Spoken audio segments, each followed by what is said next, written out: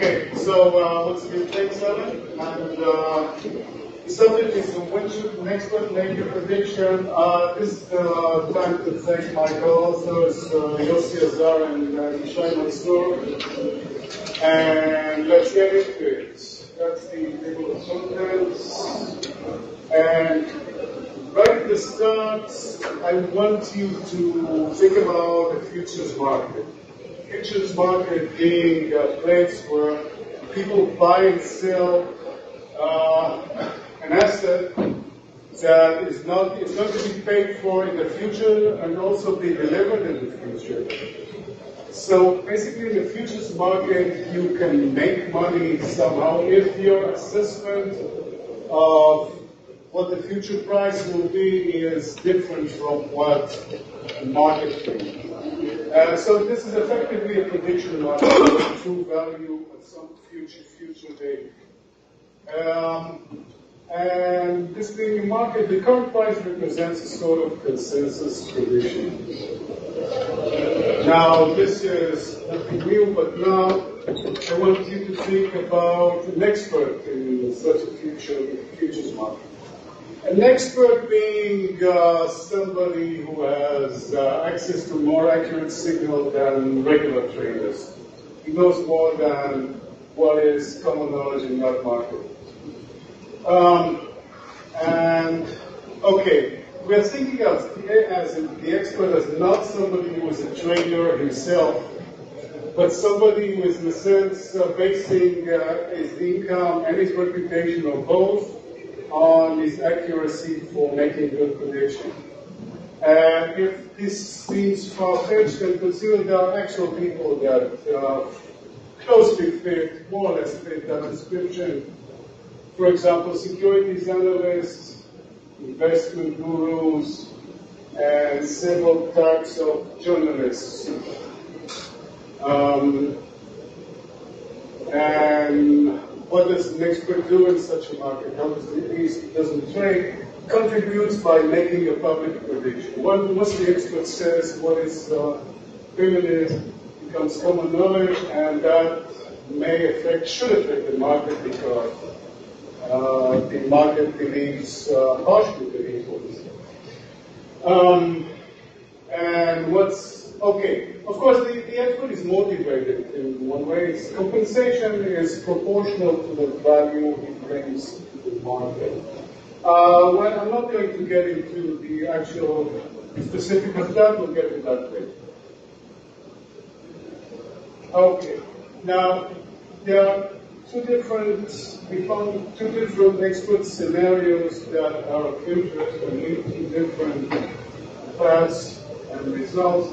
First of all, in both paths, there is no obligation of the expert to speak at any given time. So the expert, if he wants to, can keep quiet during the whole interval until the event is known, but he's motivated to speak, so apparently he will speak sometime. But one of the first scenario that I consider is that the expert may speak most once. He chooses the time, he makes a prediction. That prediction is held by the market, is noted, and ultimately will be compared with the actual value, so everybody will know how accurate it was, and the thing that the expert chooses is the time. And we speak only most once. Second scenario is that the expert may speak multiple times. He may make a prediction, and then before the event happens, he may choose to make, he gets better signals or different signals anyway, and he may correct his previous predictions, and the market takes note of each of these predictions and scores each of them, and he gets some sort of aggregate score, and that leads to different kind of questions. So, I've not yet shown any study into presenting a model, but before I get into the model, what's really the dilemma here? Well, what's the pros and cons here before, just vaguely, without defining any model? Well, let's consider it. Let's think about the single prediction scenario.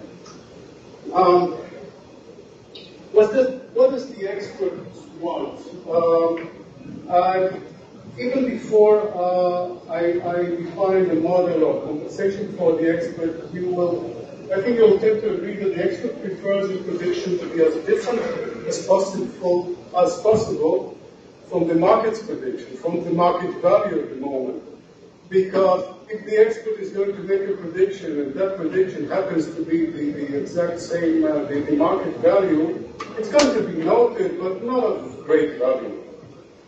It's going to be of great value if the prediction is different from the market and turns out to be true in the end. And by the way, I think this is what Nate Silver is a familiar name here. Yeah.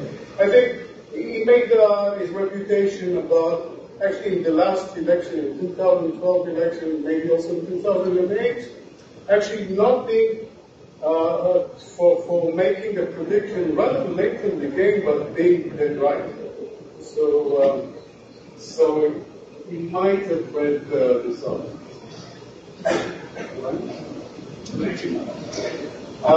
Okay, so he prefers that, but time to the event is limited, it's running out. The expert does not know the future, so the question is any time t being the number of periods remaining till the events. You'll see I'm going to count time backwards, just to maybe confuse you, I hope not. Time t periods to the event. He knows what currently the market value is, and he knows his own predictions. So should he speak now or wait for a better opportunity? Remember, he can speak only once. That's the dilemma. And if he decides not to speak, then he'll going to have the same dilemma as the next period. One thing that is not part of the dilemma, the expert is going to tell the truth if we compensate the expert by what is called the proper scoring rule. Proper scoring rule being the scoring rule. Scoring rule, just for people who are not familiar, is a way to grade probability prediction distributions. If you give a prediction in the form of an entire distribution, you can grade it by a scoring rule. And a proper scoring rule is one that is incentive compatible, in which it is in the predictor's interest to tell this true distribution to maximize this compensation. So if we choose a proper scoring rule, then the dilemma is not whether to tell the truth or not. The expert should tell the truth. We'll see that in the multiple predictions question, that's not really the case because of what this makes. That was the dilemma in the single prediction case. What was the dilemma in the multiple prediction case? When you can speak more than once. It's slightly different. Let's assume that the expert is allowed to predict at many intervals, maybe at every time period. But anyway, he has periods that he's allowed to speak.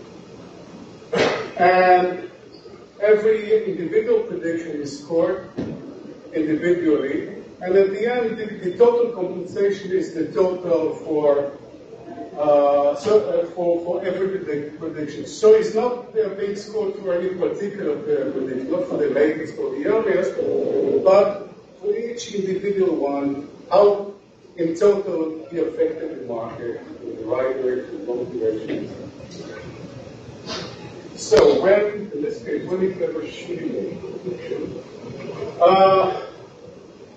This is slightly different from the single prediction dilemma because now we don't have this question of waiting for a better opportunity. If this is a good opportunity, then you might as well use it now. You don't need to wait for a better opportunity because you can speak later also.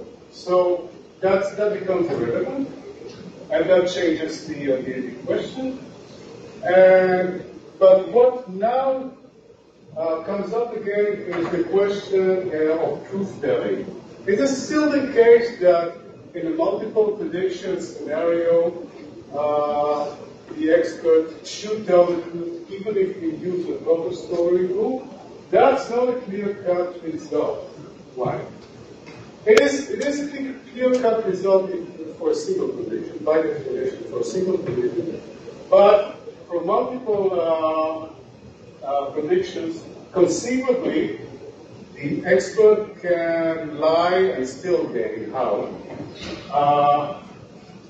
By making the first prediction that is distorted, false, thereby misdirecting the market to go in the wrong direction, and then coming back later with an accurate prediction and getting all the credit for moving the market back from its misdirection. That's at least something that's conceivably can result in a net profit. And the fact that this being a proper story rule does not. Okay, so that's. But it doesn't change. He's not changing the final outcome. The final outcome is supposedly fixed in advance, concealed in. Yeah, the future is known, but concealed. Okay. Okay. So back to this question. Okay. Let's before we go into the model. And let's see, I started with urging you to think of futures market. Now I'm going to suggest that this applies to much wider scenarios. This applies to every prediction scenario where the public wants to predict a continuous variable, a known future event. This is this is not a binary event prediction, a continuous variable prediction. The public is interested in that. And the uncertainty diminishes as the event approaches. The closer you are to the event, the public common knowledge is everybody gets a better signal of what the result is. And eventually everybody, of course, when the event is up close already happening, everybody sees the same thing and there's no use for it. For example, weather or the climate, longer term, that's obviously, if you're looking for real experts, think of weathermen. Election result, we mentioned Nate Silver, of course, there are prediction markets for election results all over the place. Sports competitions, that's of course. And also new movie, book, album sales, gross income. If you know how to predict whether the next script is going to make a major Hollywood movie, you have really valuable knowledge. If you know what kind of music will make it big with the public, that's very valuable. And so, okay, so let's again preliminary before we actually go into the model. When would you like me to I'm not sure anybody's coming in after us, but around two. Around two, okay. I think it's three of them. I'm too short with this presentation. Okay, I hope we can get into the main part of it. Okay, first of all, before constructing a model, we remind ourselves that traditionally we have two hypotheses that are very from economics that have been accepted for a long time. The efficient markets hypothesis, which means that if you only know the information that everybody else knows in the market, you cannot make money. You cannot consistently make money. And the random walk hypothesis, which goes back from, I think, maybe even the 19th century, it's consistent with the efficient market hypothesis that the market behaves like a random walk, and therefore cannot predict anything. that we use as, say, the reverse time notation. Let's call the true value, the one we are trying to predict, x0, and it will be known in time times 0. And with t periods remaining, the market's current value is x sub t. And for example, it will behave like. Never mind. Okay, this works better. You can see this is the true value. It's supposed to be 109. That's the value that everybody wants to predict. But the market behaves with 20 periods remaining. This is a random walk. We went up to the true value. This is what everybody knows the current market. Okay, one way we can write the random walk hypothesis this way, that the true value is a random walk away from the current value. Just flip the sign for the obvious purpose of moving aside. The point of view I'm using in this talk is that it's not that the true value is a random walk away from the current, but reversing the time, the current value is a random walk backwards from the true value. And I can do that because random walks can be reversed in time and still remain random walks. So,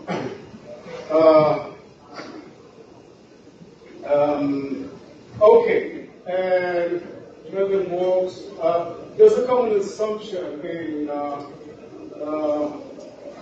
analyzing markets and stock markets that the random steps are IDs, identity distributed normally or not normally, which is the same for us.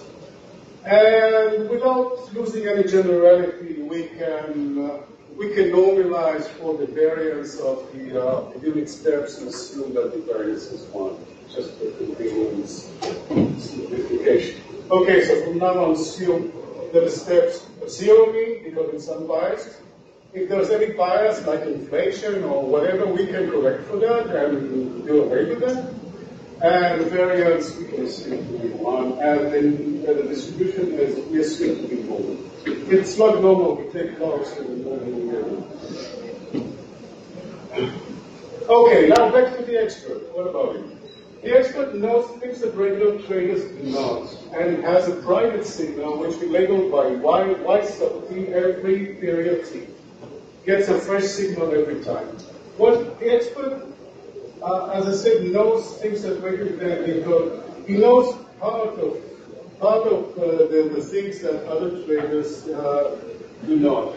And we define expert quality number between 0 and 1, which is the part of the market's uncertainty that the expert is not uncertain about. And we assume that the expert quality is common knowledge. Everybody knows that this is a 0.6 expert. Also, the expert himself believes that. And for the sake of this talk, it doesn't even matter if the quality is big. It may be a quack, but everybody believes in its quality. That's good enough for us for this discussion. Okay, so what does it mean that the expert knows part of the uncertainty? It means that we look at the market's uncertainty, the random walk, as the sum of two separate random walks. One of them is the expert's knowledge. That's the difference between the market signal and the expert signal.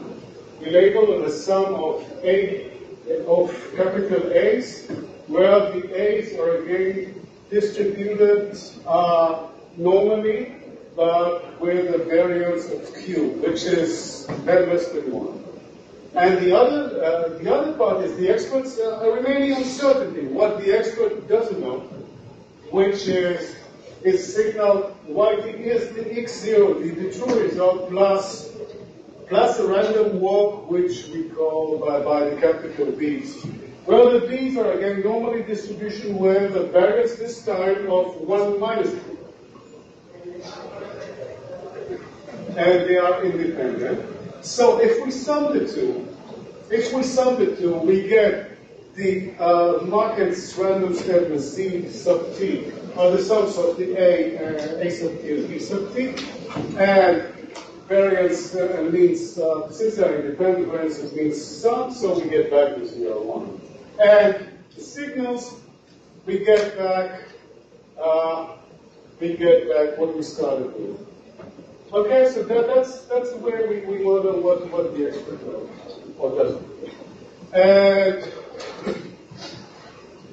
like we've already seen that this random walk, this is the Market's random walk. And now consider an expert with quality 0. So that's the way the expert signal would.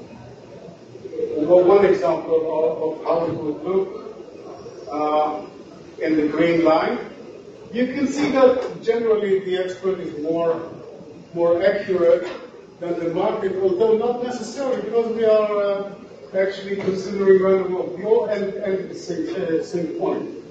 They almost start at the same point, but that's just a coincidence because this is random walk, and they can say several times. To give you a better feel of what quality means, let's see, what does it mean to be a quality 0 expert and a quality 1 expert? What does a quality 1 expert would look? How would the quality 1 expert look like? It would look like this. The yellow line. The quality 1 expert simply knows the result, and it's constant over time. You know, it doesn't have any uncertainty, so he knows the result. What about the quality 0 expert? What is a quality 0 expert would simply has no knowledge beyond common knowledge. So the signal is the market's value. Simply, it's in red. It should coincide with the. Okay. Okay, I'll just go predictions.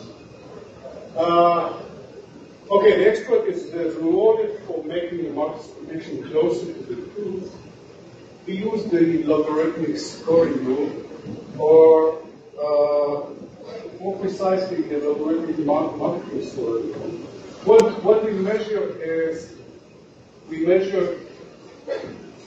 the market has the current value. Actually, the market has a distribution about the result. And eventually we are going to know the actual value, the correct value x0. So we are scoring here the expert by how much he improved the log likelihood of the true result before he made the prediction to where he put the log likelihood of the true result after he made the prediction. If he improved the log likelihood of the result, he's contributed to the accuracy of the market. It may turn negative, in which case he should get a negative score. This is, as I said, this is the logarithmic market scoring book, which is used in prediction markets. No, there it's used for market making and liquidity purposes. Here we just use it for the original pure purpose of rewarding predictions. Just arguing, why is that the right score? Well, why is that the right incentive for the expert? Okay, first of all, scoring rules are a way of incentivizing predictions which are presented in the form of entire distributions. There are other ways to reward prediction which are also incentive compatible. So the question may be asked, why don't we use any of those alternatives? The point is that in our model we assume the normal distribution. And the variance of that distribution is actually common knowledge. It's common knowledge because it depends only on the time left, on the quality, which everybody knows. So once you make a prediction in the actual, then you give the prediction mean, We don't have to give the entire distribution because that's inferred from everything else. Right? Effectively, by giving a prediction, you're providing a complete distribution. And that can be incentive compatible only if it is a proper story rule, otherwise it's not. Okay, so it has to be a proper story rule. Why logarithmic? Well, there's a choice here. There are other scoring rules, but the logarithmic scoring rule is privileged in being very closely applied to information theory. Actually, what LMSR measures is called surprise of information theory. It's the measure of information associated with an algorithm. It only makes sense to reward an expert by the amount of information added by making the amount of information added from an information theory perspective. And it's also a practical point to that, is that LMSR is practically a standard in prediction models. So I have a question here about what the truth means. So the truth is, you're comparing to some distribution where you, I guess, assume it's known or that there is actual truth, but what the variance is of the market of it seems like there's an actual distribution that's the so-called true distribution here. I'm wondering where that comes from. The truth, okay. The model assumes normal distribution. The model knows the variance from the time remaining and the quality, both of which are common knowledge. The only thing that is not known is the mean of the distribution. That's the only thing that is unknown.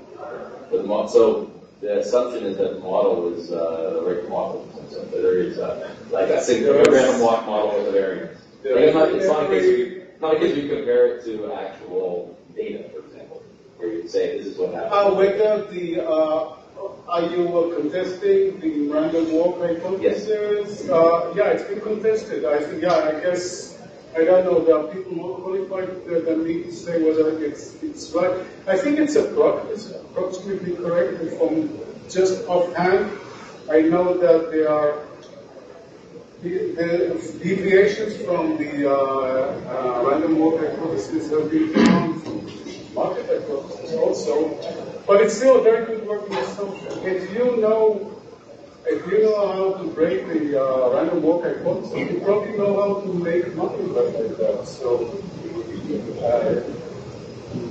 that's a good enough reason not to believe that the assumption works. Because every deviation from those hypotheses will be and should be and will be exploited by people, and then it's self-corrected. I think that's. Sorry, you're doing effective this and you're going to professional data analysis. Some people think that they need to apply. Ain't no better than this. Yes. Okay. We are going to just assume the random walk hypothesis. It's certainly approximately true, and it's yes. Okay. So what's the expert's optimization? Given all this, how does the expert see this optimization problem? He sees he thinks of making a prediction at the moment. And the market's prediction prior to that is this normal distribution with density F minus. After the expert prediction, the market would change its distribution to a different normal distribution where the density F plus. And the expert reward would be this by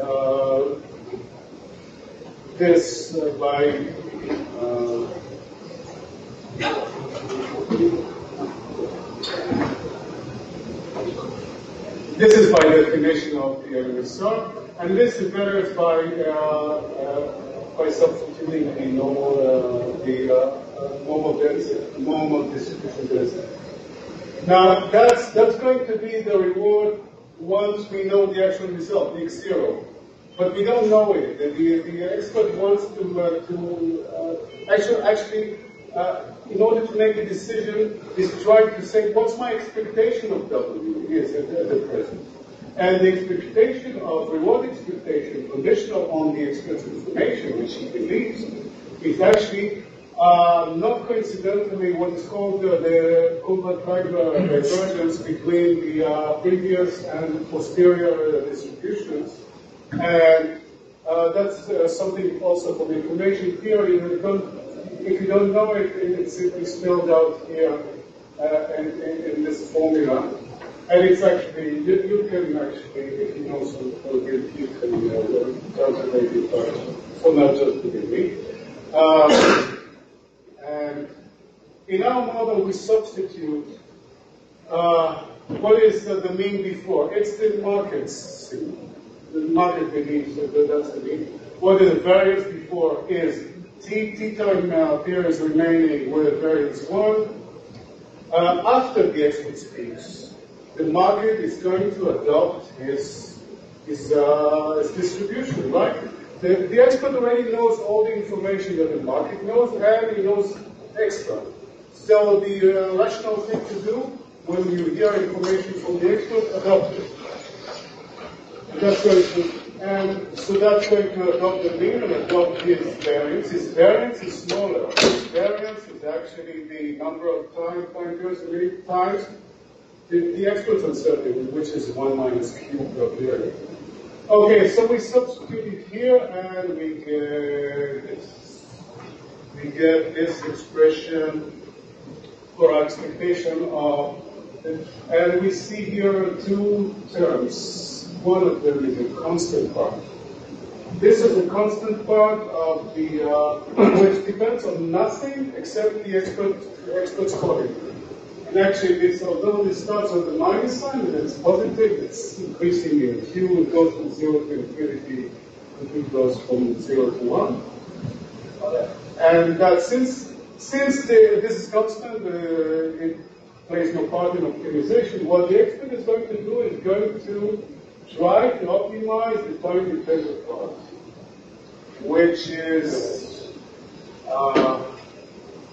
is the difference between the market signal and the expert signal squared divided by the time remaining. So this is what actually the expert aims to maximize. But that's his goal. How he's going to do that? He knows how to calculate it at any given time. He knows how to calculate it in the present, but he doesn't know the future, any future. But he can calculate expectation. This is sort of a martingale problem, although this is not a martingale. This is what gives this, makes it not so easy. The choice is again, speak now or wait for next year. Don't have to worry about later because you'll have the same choice next year.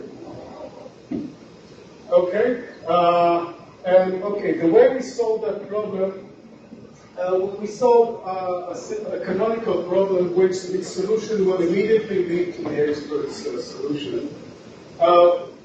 And the canonical problem goes like this. We imagine a Gaussian random walk with, again, uniform, standard uniform distribution steps.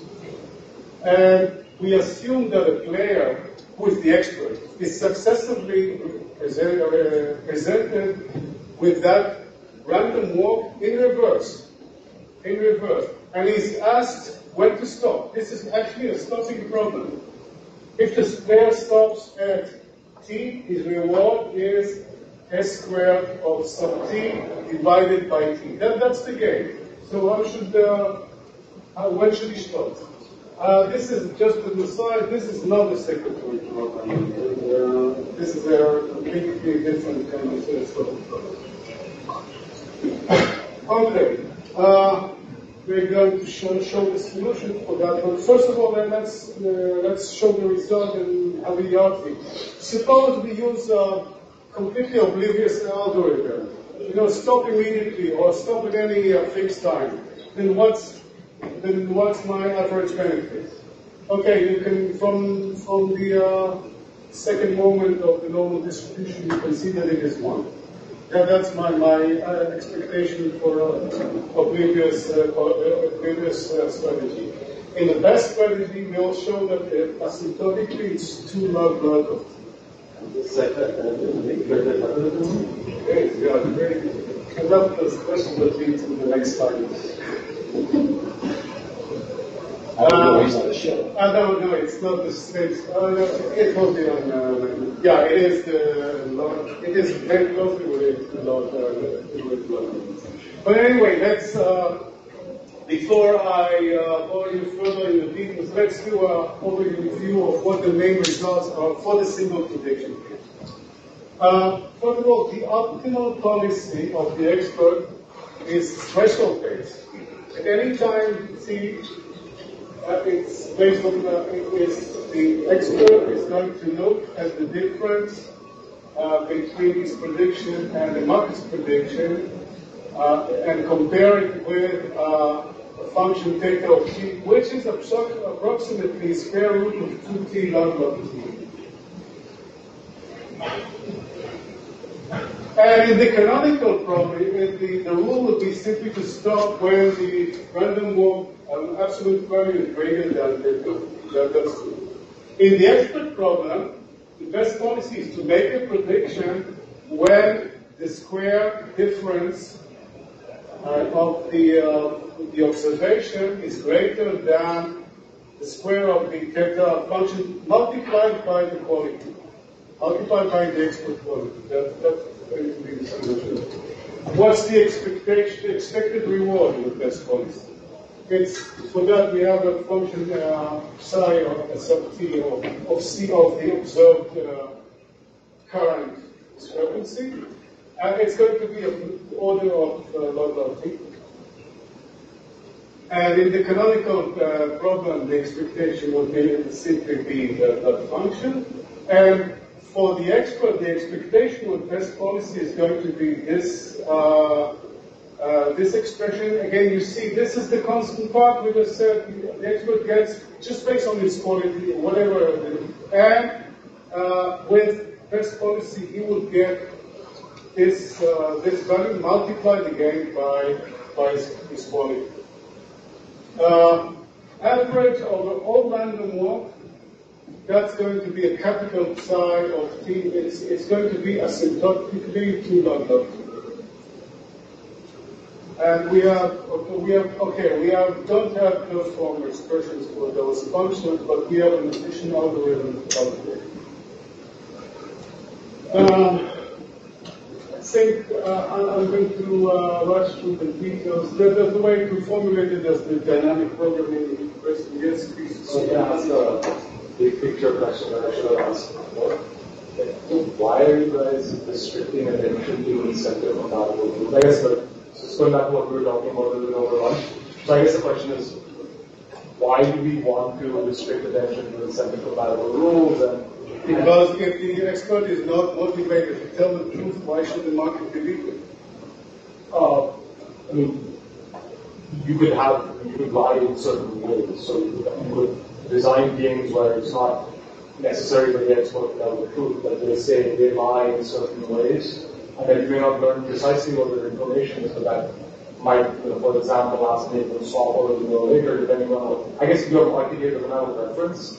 So I'm trying to, the market here does not give them references. You have the scoring rule that is rewarded. I guess my broader question is that, why do you pick this scoring rule, or could you just comment a little bit on? I can go back to that slide. I have a slide for why I think we think Amir started the right incentive. Because it's incentive compatible. I think I sort of disagree. I think if you're not incentive compatible, then it becomes, it's a conundrum. Why you can speak, but why believe you? The market is smart enough to understand that.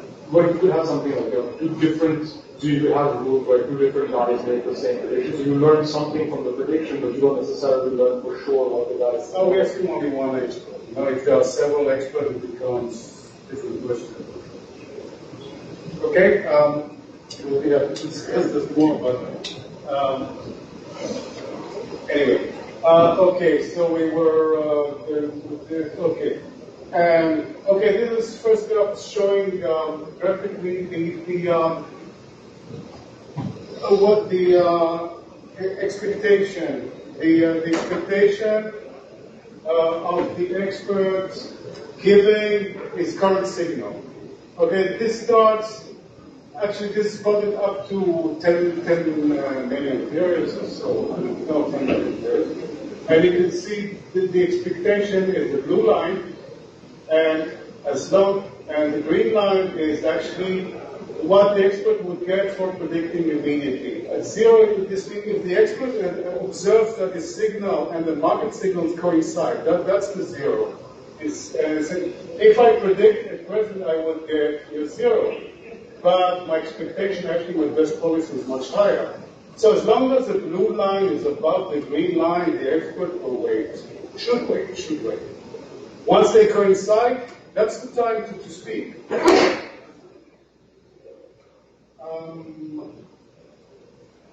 Okay. The way we define this threshold function theta of t is the smallest value for which the expectation is lower, equal to predicting immediately that we should predict immediately. We showed that it is actually a threshold that it is, and that's why it's an optimal policy to predict the cloud threshold. That's this is a plot which shows you the two main functions that we're discussing here. The green function is the expectation according to time.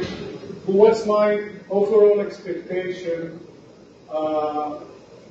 with the time to the event going up to 10 million? It behaves a bit. The blue line is 2 log t. So you can say you can see that they are not the same. It's below. The green line is below, but they are sort of parallel, and they can actually show that they actually converge in the limit. And the threshold theta here we don't plot theta squared divided by t, which is approximately again 2 log t, slightly higher. And again, here we did not prove convergence, but it's a very good, it's a conjecture at this point, but I think it's a good one.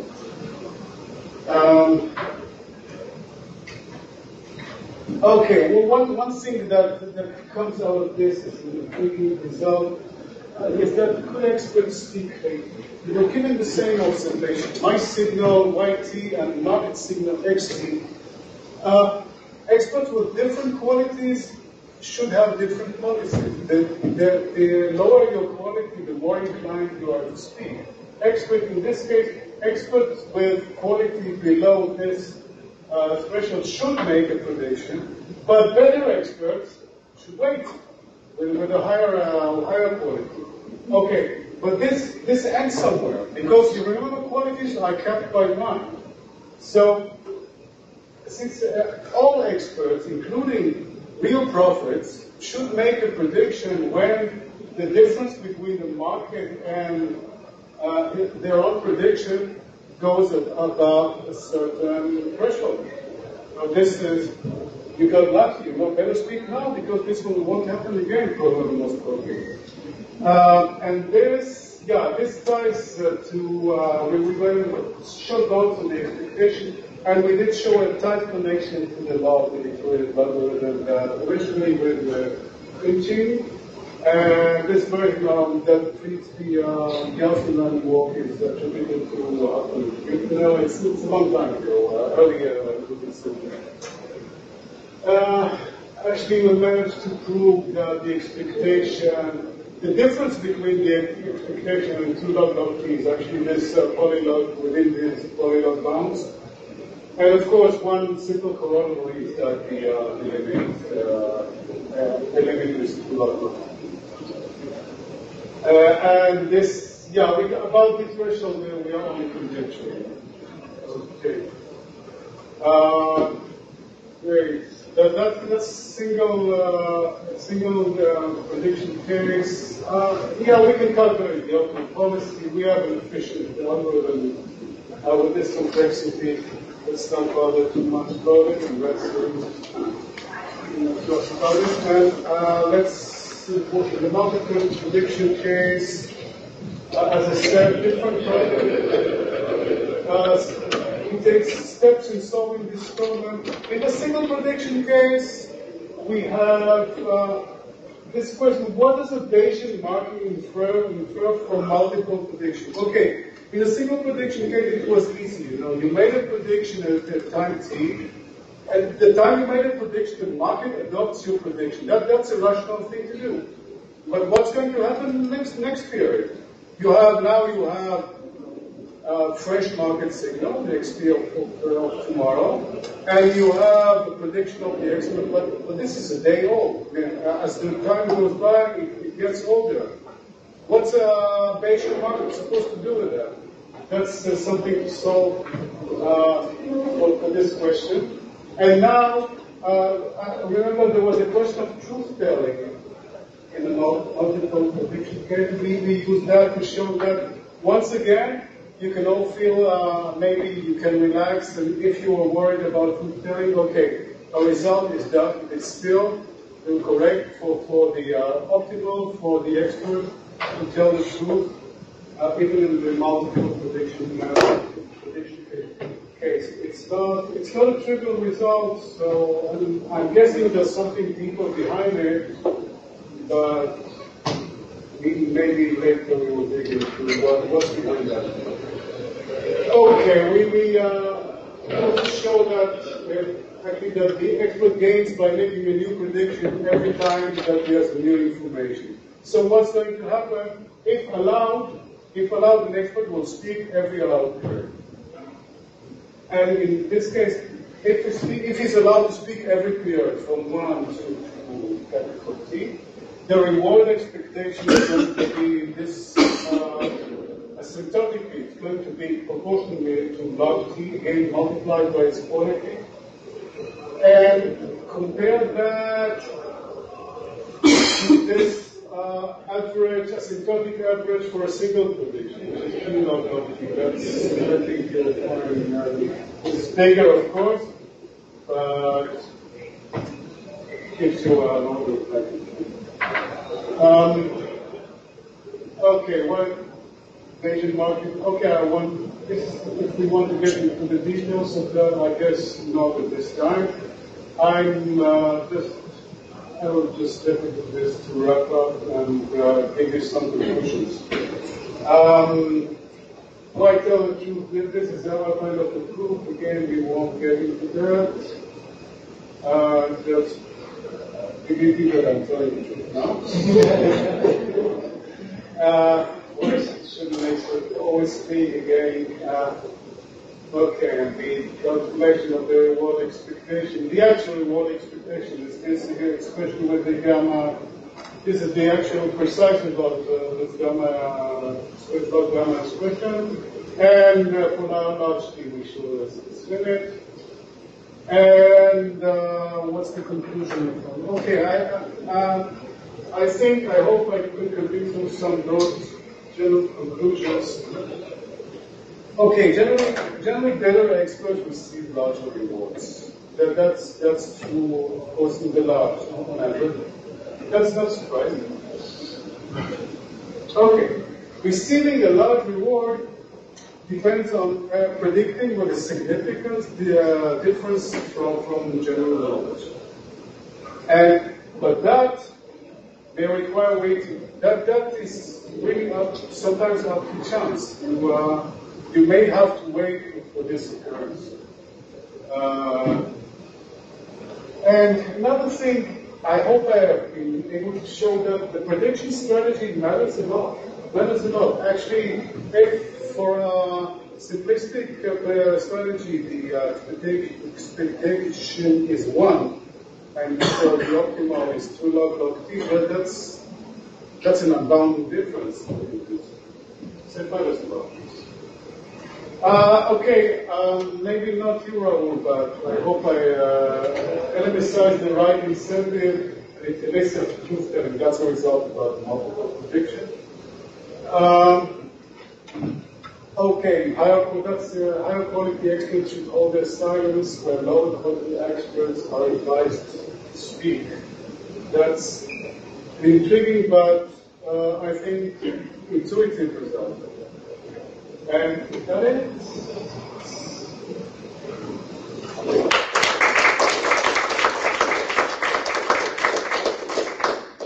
Questions? So why did the expert can speak, 5 times or say some lights every time he speaks? You mean not unlimited, but you can choose. We were thinking of investigating that question. We haven't done that. I would guess it will be some variant of a single prediction question. I expect that to be a dynamic programming involved and no closed form solution. So, how do you interpret from the lot different from speak once to the lot different from speak other? It's a good question. We don't know yet. Probably closer to the T, but yeah. But it's But I don't understand the last point, because you're saying, I thought before you were saying the multi, I didn't get too much of the multiple revelations, but here you're saying, you're saying you should speak whenever you can speak. And here, whenever you're allowed. Whenever you're allowed. Allowed by the algorithm or allowed by the model? By the model, not allowed by some. I see. I don't know. You have the audience or something. Okay. Yeah, that's by the way same reward. The multiple prediction case is the same question of whether the market wants to hire an expert and say, you are going to speak whenever we ask you to, and how much should the market pay up front to the expert? I think that's the same question. I feel external events for which not speaking would incur costs, additional costs. How would that put in the model? For example, imagine there's a lot of press for a particular event that it would cost the expert not to speak. Could your computation incorporate that into? Press, you mean other people are waiting on making No, you might in order to speak, you need to go on TV or something, and that costs money. Didn't consider that. I would guess if there's a cost to speaking, it's something to consider. We have not considered it. I guess you're talking about a single prediction question, right? Potentially, yeah. Okay. It depends what the cost is. If the cost is prohibitive, then the expert would shut up, of course. Maybe unless it's something really good. I would guess that this would filter out the bad experts because they have a lower expectation. And it would change the dynamics in a way that I would guess change the threshold. Other than speaking vaguely, I don't it's just doing research here on the fly. I don't have any thoughts. Yes. So, if I'm understanding this last statement correctly, it seems to me that as the quality of the expert is increasing, and the waiting time is also increasing. And I'm wondering if this would be exactly the same, or to what extent this would be the same if we had two experts in the environment at the same time, one at high quality and one at lower quality. Because presumably there could be, if both are informing the market, then you could say that, well, whenever the lower quality expert speaks, the lower quality expert is still adding some information to the market, so there's less for the higher quality expert to gain after a lower quality expert. But this double goes for the lower quality expert, so maybe there's sort of a race to the predictor at the beginning. Several expert tools more than one expert, two experts or more, it's a game. Both experts are competitive. That's one assumption. You can also assume that one expert is non-strategic. It's like an institute or the Fed is going to make a prediction at some known date, and there's a strategic expert who knows about that and wants to know whether he should speak before the Fed speaks, after the Fed speaks, or not speak at all. And we found, I think that this is a very interesting question, but we found even the simple cases of it, so far we found to be intractable. This may be waiting for people who are more talented. So I really, it's a good question. What happens in multiple expert scenario? But I don't want to give any idea. I don't have any.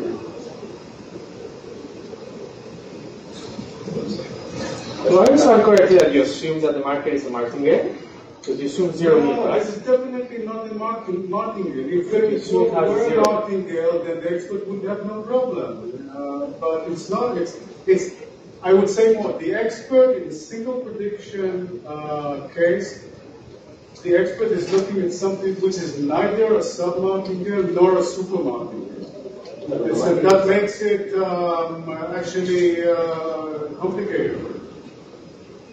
If it were a sub, I don't remember what's a sub, what is super, but if it were a sub-martingale, the expert would be motivated to speak immediately. If it were a super-martingale, you would want to speak as late as possible, but it's neither.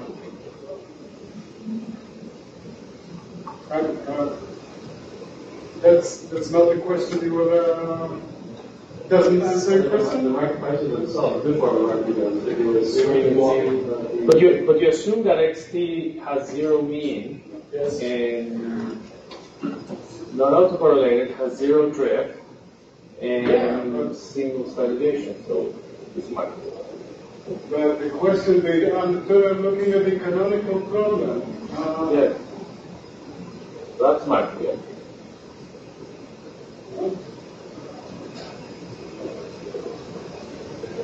That's the question. This is not a martingale of any sort. It's neither a sub-martingale nor a super-martingale. It's neither.